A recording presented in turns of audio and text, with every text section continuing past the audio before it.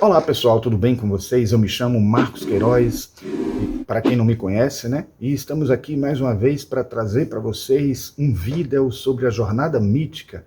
E aí a gente vai trabalhar hoje o mito Osíris, Ísis e Horus, o significado que poderia ter esse mito, né, egípcio para a nossa família, para as relações familiares e como que isso afeta a gente, como que isso pode interferir na gente, considerando que todo esse mito poderá estar acontecendo dentro de nós, na nossa psique, e como a gente pode interpretar isso para o nosso benefício, para o nosso crescimento espiritual, tá certo? Então fiquem conosco para ver isso logo depois da nossa vinheta.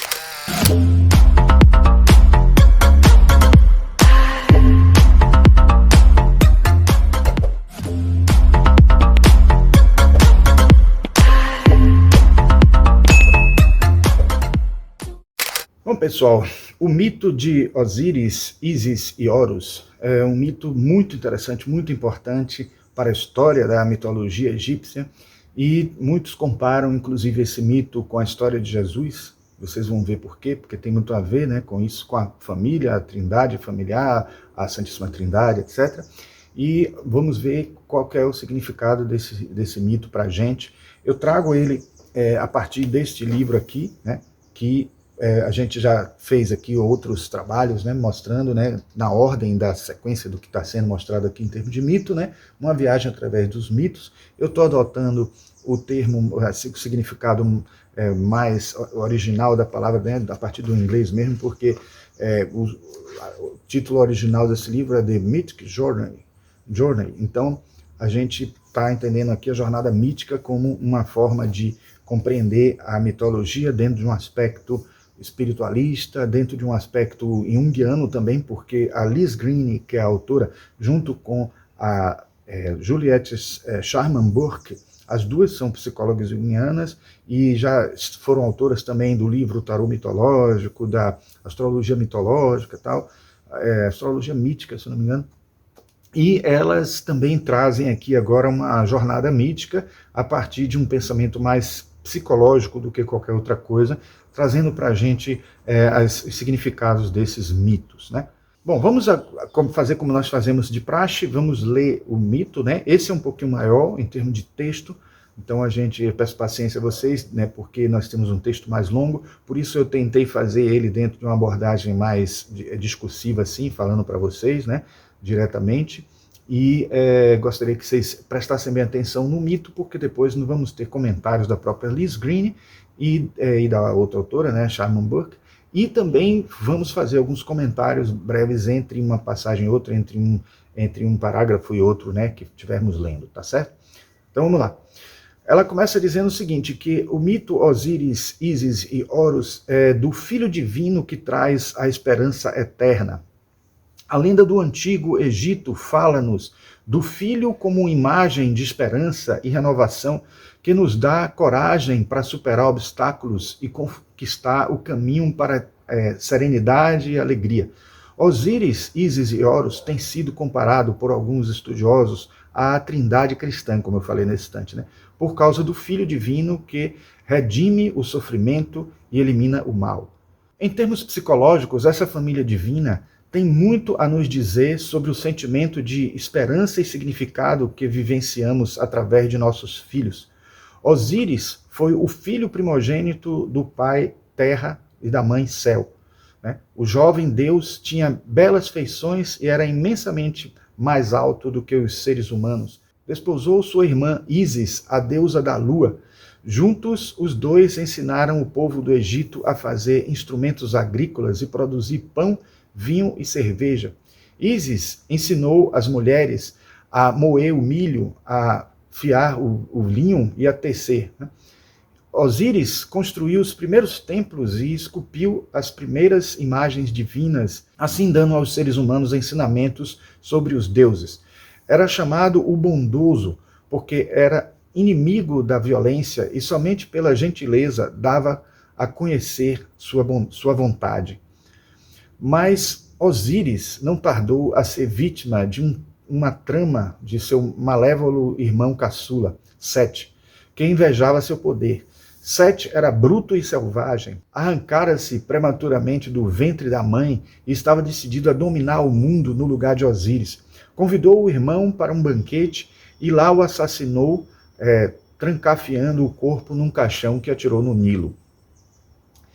Ao saber que Osíris tinha sido assassinado, Ísis ficou desolada. Cortou os cabelos, rasgou as roupas e partiu imediatamente à procura do caixão.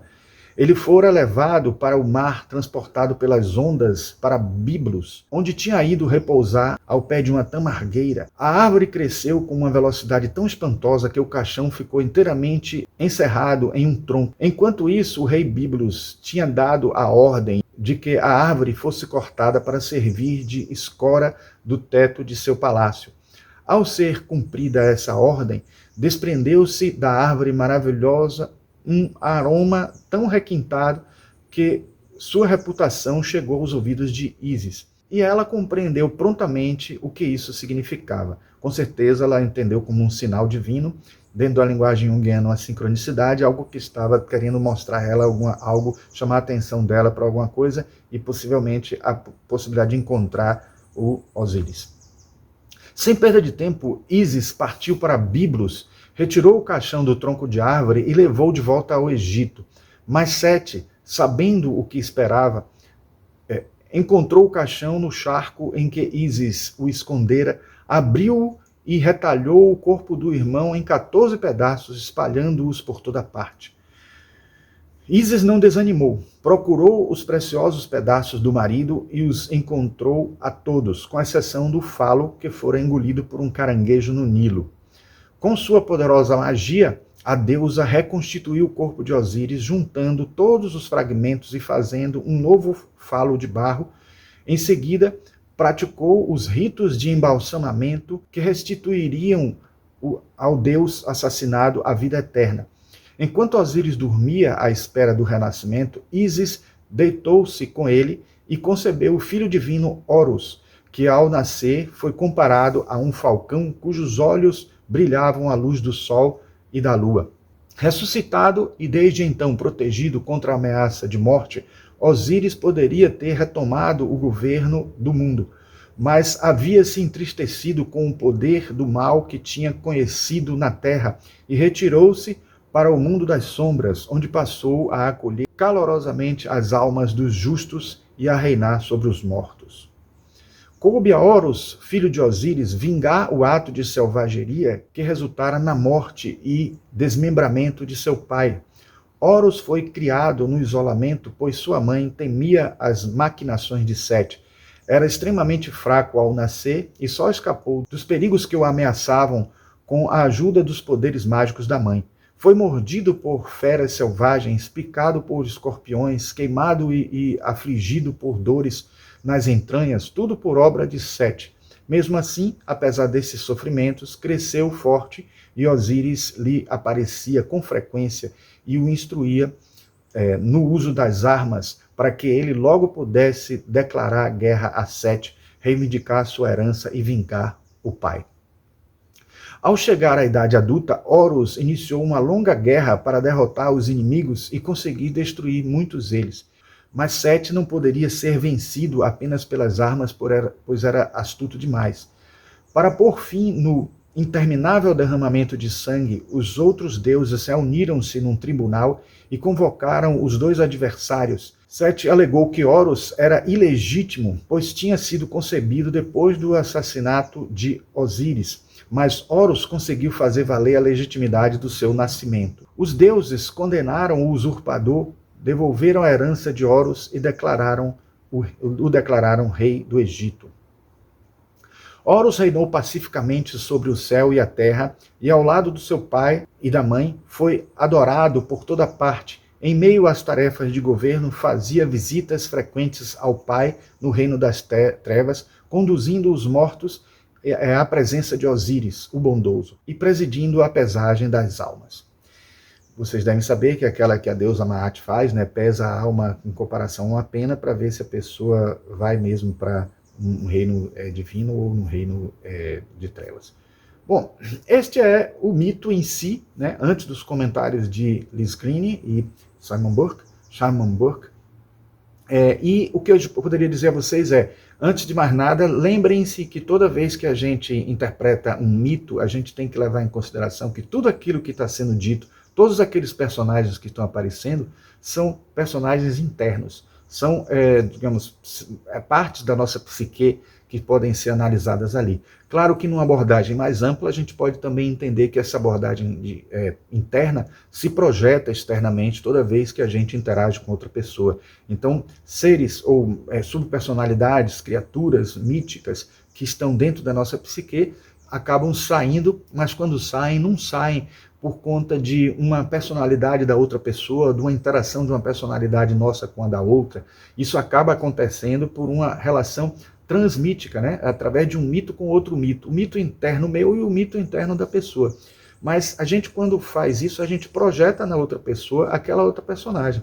Em outras palavras, o que eu estou querendo dizer é assim, alguém pode ser, para nós, visto como um personagem mítico específico e ele ter uma interpretação dele próprio diferente e acabar acontecendo conosco, a projeção dele conosco também de um personagem mítico. Ou seja, em outras palavras, nós vivemos com uma outra pessoa um mito e a outra pessoa vive com a gente outro mito e a gente não sabe que mito é esse, porque tudo depende da vivência da pessoa, do jeito de ser da pessoa, da personalidade, de como a pessoa se comporta com o mundo e como a pessoa vê o mundo, enfim, tudo isso junto. Então, por isso que é importante que a gente entenda que tudo isso que está sendo analisado aqui vai ser analisado dentro da perspectiva da psique humana, né, e também de alguns aspectos esotéricos que a gente pode abordar também dentro desse caminho todo da jornada mítica. Certo? Bom, vamos agora então passar para o comentário, né, que as autoras fazem sobre esse mito. Né? Eu começo dizendo que ela diz assim: filho algum é capaz de redimir a vida dos pais, mas há uma espécie de esperança no futuro e de confiança na bondade e inocência inatas da infância que pode fazer uma vida enfadonha ou sem sentido valer a pena e que dá sentido aos sofrimentos do passado. Isso se vocês pararem para pensar que o sofrimento de Osíris, um bondoso, uma pessoa tão bondosa, poderia ter sofrido tudo isso, por quê? Então surge primeiro essa grande pergunta, né? Na verdade, a gente tem que entender aí que existe todo um processo, né, anterior para a gente analisar de recuperação, de redenção que nós precisamos ter. Então, algumas coisas nossas que precisam ser testadas. Então, a característica bondosa que temos em nós precisa ser testada, ainda que ela seja retalhada em pedacinhos e seja aplicada em vários pontos da nossa vida, da nossa existência. Ela precisa ter sua participação integrada, né, dentro de um caminho que se liga à nossa alma, né, e também tendo apoio, né, de entidades, de seres, de pessoas que estão próximas a nós, ou também subpersonalidades que nos ajudam, né. Por isso que a gente tem que entender que a nossa personalidade se subdivide desse jeito, dentro da psicologia analítica, que ela é chamada analítica por isso, porque análise é cortar, é dividir, é separar, para depois juntar de novo numa síntese. Então a gente percebe aí que nossa psique precisa de ajuda de uma parte ajudando a outra. Então nossa psique precisa de ajuda de outra parte dela, e isso faz com que a gente tenha um caminho de integração. E se a gente avança muito mais em uma subpersonalidade, né, a gente acaba tendo ela ajudando as outras nesse processo. Então a gente tem que entender também que toda essa situação que existe em nós, né, da psique, é uma família arquetípica, né? Mas essa família arquetípica se projeta no exterior. Por isso que a gente acaba associando muitas dessas partes, dessas subdivisões, desses seres que integram como personagens, né, como dramatis persona, né, no nosso processo de análise mítica, são criaturas que também se projetam na nossa família, a família que nós temos à nossa volta, aqueles seres que acompanham a gente, ainda que não sejam famílias de sangue, mas famílias de pessoas que estão próximas a nós, incluindo os amigos também, né? O mito de Osíris, Ísis e Horus mostram-nos o cerne mais profundo do que nos leva a procurar construir uma família. Não é apenas pela continuidade da vida biológica, é também porque o nascimento de um filho pressagia um novo começo e possibilidade de que se curem as dores passadas. É tanto a continuidade do espírito quanto a do corpo que buscamos em nossos filhos. Se a gente parar para analisar um livro que eu estou estudando agora para uma palestra que eu vou fazer, né? A próxima palestra que eu vou fazer é O Efeito Lua de Mel, de Bruce Lipton. é aquele mesmo autor de Biologia da Crença, ele fala que os seres humanos têm uma necessidade inata de conexão. E essa necessidade inata de conexão é tanto para a procriação, porque faz parte de uma lei da natureza, da natureza da biológica do universo e tudo, de fazer com que nós desejemos outra pessoa, possamos procriar com aquela pessoa e possa permanecer a espécie vigente na Terra, viva na Terra. Mas não é só isso. Na verdade, nós temos também a própria vontade de se conectar, o próprio desejo de se conectar com outro é mais forte ainda. Então, mesmo que a gente não tenha, uma pessoa que é infértil, uma pessoa que não é capaz de ter filhos, ela também vai ter uma atração por outras pessoas para que possa conviver, viver com o outro. Então, essa necessidade de viver com o outro mostra, por exemplo, ele cita o caso do náufrago, né, que foi vivido por Tom Hanks naquele filme O Náufrago, que ele, pela ausência de alguém, ele criou o Wilson. Então esse Wilson ele é muito citado, ele é conhecido, virou meme na internet e tudo, por causa dessa necessidade do outro. E ele também conta uma coisa bem interessante, que eu sempre parei para me perguntar assim, por que as pessoas de baixa renda, pessoas que não têm condições de manter filhos, por exemplo, acabam tendo uma prole muito grande, né? E a gente fica sem responder isso porque parece uma irresponsabilidade quando às vezes a gente analisa esse tipo de coisa, mas não é não, porque na verdade faz parte da natureza humana. Toda vez que existe uma possibilidade de uma sobrevivência não existir, ou seja, até a possibilidade de não existir, dos filhos que a gente tiver não conseguir sobreviver por fome ou por escassez ou por alguma situação de doença que possa existir congênita ou alguma coisa que possa vir ser transmitida, a prole acaba aumentando, as pessoas acabam tentando ter mais filhos para poder conseguir garantir que isso aconteça. Isso acontece inconscientemente, acontece dentro da natureza, até o organismo produz mais, digamos assim, células de reprodução para que isso possa acontecer com mais facilidade, e a natureza é sábia nesse sentido. Então, por isso que acontece muitas vezes pessoas de baixa renda que sabem que não teriam condições, né, de talvez manter um filho ou digamos, talvez tenha o perigo, vamos dizer assim, daquele filho não ter uma vida muito saudável, e não tendo essa vida muito saudável poderia não sobreviver, e aí ter uma redução daquela quantidade de pessoas que iriam propagar aquela família e aquele ser que está ali, e a própria vida na Terra. Então, existe essa situação, mas também o tempo inteiro está sendo dito o seguinte, que, por exemplo, fazendo comparação com a comunidade das formigas mesmo, né, que eles dizem que uma formiga afastada de sua comunidade, ela dura pouco tempo viva. Nós conseguimos sobreviver mais tempo fora do convívio de outras pessoas, mas nós conseguimos permanecer mais tempo fora do convívio de outras pessoas, mas podemos perder um pouco a sanidade se não tivermos o equilíbrio, como, por exemplo, dos monges budistas que vivem muitos anos em meditação, separados da sociedade, e isso não constitui uma perda evolutiva para eles, porque eles conseguem compensar pela interação que eles fazem por um caminho energético, por um caminho mais sutil, né?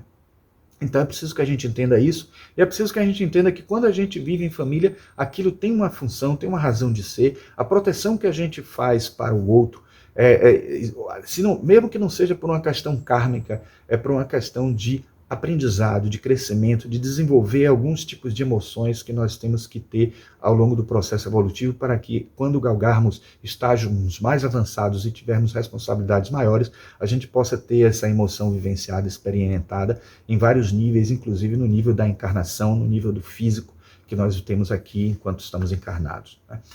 Então, a família de Osíris é arquetípica, e, sendo assim, reflete padrões que existem em todas as famílias. A dedicação de Ísis é um tema importante. A despeito dos obstáculos que Sete lhe coloca no caminho, ela está decidida a encontrar e curar o corpo profanado do marido.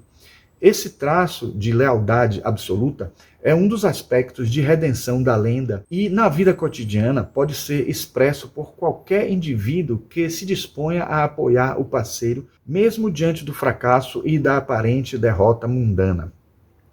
Então, aquilo que a gente vê na fala do casamento, né, da cerimônia de casamento, até que a morte os separe, na saúde e na doença, na tristeza e na alegria, Tudo isso é uma forma de a gente entender que essa união é uma união espiritual, uma união para a evolução.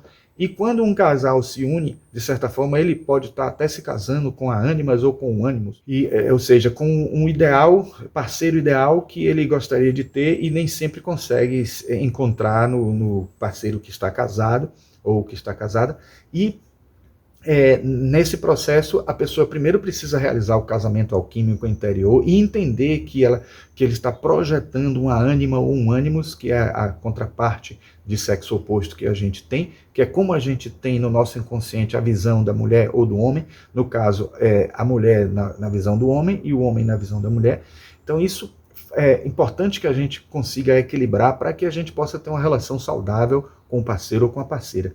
Então, nesse processo todo, a gente precisa entender que um caminhar conjunto, um caminhar lado a lado, por mais que seja dentro dessa cisígia, né, que é esse conjunto de duas pessoas, de dois seres que estão interagindo entre si, como duas estrelas irmãs, como duas estrelas gêmeas que se compara dentro da astrologia, elas estão caminhando dentro de um processo evolutivo e uma precisa ajudar a outra, e nessa trajetória, internamente ter esse sentimento de como se ajudar o outro seria como se estivesse ajudando a si mesmo, dentro dessa completude, dessa necessidade de completude, a gente acaba compreendendo que a evolução começa por esse exercício até que a pessoa consiga amar a humanidade. Bom, a mulher ou o marido que são leais e incentivadores, quando o parceiro fica desempregado ou atravessa um período de depressão ou doença, pode ser vislumbrado na dedicação de Ísis. Nesses traços humanos que podemos experimentar o tema mais profundo e arquetípico de redenção apresentado neste mito. Esse que eu falei, né, de pessoas conviverem em conjunto e aprenderem uma com a outra, estabelecer uma relação mútua de amizade, de amor, etc. Outro elemento importante da história é a concepção de Horus, que ocorre quando as coisas estão em seu pior momento. Ísis concebe seu filho divino quando Osíris está adormecido à espera de ressurreição. Então, é para mostrar para a gente que mesmo nos piores momentos, a gente tem como conceber, como criar, como ter, né, um aprendizado evolutivo de modo que a gente saiba criar desse jeito. Isso me lembra as hierarquias angélicas. Imagine quando a gente estiver numa atuação sobre o mundo, atuando como criadores de determinadas áreas do mundo, do universo, co-criadores, participando desse processo. Está longe, muito, muito longe ainda, né? Mas a gente, mesmo nas adversidades, mesmo a gente ainda tendo em nós aqueles elementos que poderiam mostrar alguma emoção, a gente saber lidar com isso dentro do processo de criação que a gente vai estar envolvido, dentro da responsabilidade que nos será dada, né? O que isso pode significar em termos da vida familiar comum? Talvez nos diga algo sobre os momentos em que mais desejamos ter filhos, pois estes, com frequência, trazem uma fonte de esperança quando as circunstâncias são mais difíceis. Nem sempre são o sucesso e a alegria mundanos que nos inspiram a construir uma família. Às vezes, a árdua luta pela vida nos leva a procurar firmar pé no futuro e dar um propósito à nossa existência. Então, dentro de uma perspectiva mais familiar agora, além daquela que eu falei de uma perspectiva evolutiva mais avançada à frente do nosso processo evolutivo, a gente pode entender também que o acompanhamento, o estar do lado de uma pessoa, saber como ela está vivendo o dia dela, se ela está sofrendo, se ela precisa de ajuda, dentre os familiares, não só filhos, mas pais, parentes, tios, avós, etc. A gente ter esse tipo de interação com as pessoas é uma empatia importante, uma empatia familiar que precisa ser desenvolvida, que precisa ser trabalhada.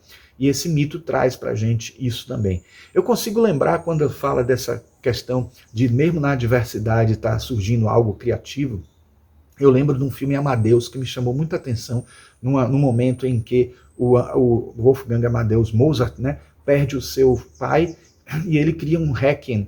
Talvez a obra mais bonita de Mozart, que é esse Requiem, ele consegue, na maior adversidade, que é o sofrimento pela morte do pai, ele consegue fazer uma criação musical maravilhosa, belíssima, que fica para a posteridade, fica para todos apreciarem, né? Bom, continuando aqui, a infância de Osíris é precária e ele passa por muitas vicissitudes antes de chegar à plenitude de suas forças. Também isso pode nos dizer algo sobre uma norma da vida, pois muitas vezes é de um começo frágil e vulnerável que nascem nossos esforços mais vigorosos e criativos. Ísis consegue proteger seu filho Sete, assim como precisamos proteger nossos filhos vulneráveis. É preciso protegermos em nós o que há de mais vulnerável e indefinido para que amadureça. Horus entende que deve redimir o sofrimento do pai. O próprio Osíris já não deseja permanecer na terra para prosseguir na luta. Em certo momento, talvez precisemos confiar a nossos filhos a lida com o futuro, pois ao envelhecer talvez já não tenhamos disposição ou coragem de batalhar com a vida. Vemos aí alguns ecos de outras histórias míticas. A inveja que Teseu sente de Hipólito, né, na última que nós tivemos, né, em uma dessas anteriores, por exemplo, reflete sua impossibilidade de confiar que seu filho tome as rédeas e tenha a sua vez de viver. Osíris, por outro lado, enfrenta seu desafio com sucesso. Bom, a resolução do conflito não surge por nenhuma vitória individual, mas porque os deuses em conjunto decidem que Horus merece ter sua herança restaurada. No fim, também nós talvez tenhamos que deixar a vida concluir o que deixamos inacabado e confiar que o que entendemos por Deus ou por espírito interior realizará o que tentamos alcançar. Se o que buscamos for lícito e justo, como acontece com Horus, talvez o mal não seja derrotado para sempre, mas será possível torná-lo impotente para destruir o que existe de bom. Na família, confiar em que o tempo e a retidão haverão de nos conduzir ao equilíbrio e à serenidade, pode nos ajudar a aceitar situações que não podemos modificar, a perdoar aqueles que julgamos que nos ofendem e a preservar nossa confiança no futuro. Então, assim, eu vejo sempre isso, essa fala, eu lembro da jornada do herói, né? Nós estamos aqui numa jornada mítica, nem sempre a jornada de herói, às vezes também é de alguém que sofreu muito nas mãos de outras pessoas, então às vezes o herói é o algoz, às vezes a vítima, aquele inimigo do herói é aquele que nós temos que atentar, né, e a lição que nós temos que aprender com eles. Então é interessante a gente entender aqui na jornada do herói que todas as fases que se repetem nos mitos, né, e que a gente já entendeu hoje como jornada do herói, elas são fases, né? Então elas têm um momento de começar e terminar, e a gente entendendo que há algo que vem logo depois, e que o futuro nosso, a meta da gente é evoluir, a meta da gente é sermos melhor do que somos hoje, porque existe todo um plano divino para isso.